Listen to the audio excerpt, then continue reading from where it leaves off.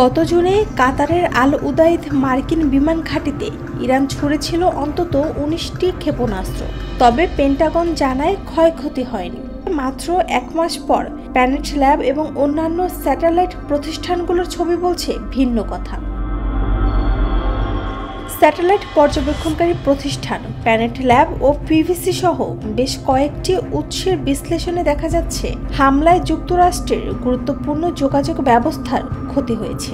আন্তর্জাতিক বিভিন্ন গণমাধ্যম বলছে ঘাঁটির একটি জিওডেসিক ডোমে থাকা উন্নত কমিউনিকেশন ডিভাইস মারাত্মকভাবে ক্ষতিগ্রস্ত হয়েছে। এই ডিভাইসগুলোর মাধ্যমে মার্কিন সেনারা গোপনে তথ্য আদান প্রদান করত বলে জানা গেছে।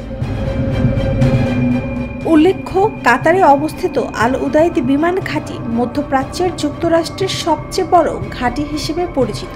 এটি সেন্ট্রাল কমান্ডের হেডকোয়ার্টার্স হিসেবেও ব্যবহৃত হয়। এখানে হাজারো মার্কিন সেনা মোতায়েন রয়েছে। ধারণা করা হয় সেখানে একসঙ্গে অন্তত ১০০টি যুদ্ধ বিমান রাখা সম্ভব। এই ঘাঁটি থেকে ইরাক, সিরিয়া ও আফগানিস্তানে যুক্তরাষ্ট্রের সামরিক অভিযান পরিচালনা হয়ে আসছিল।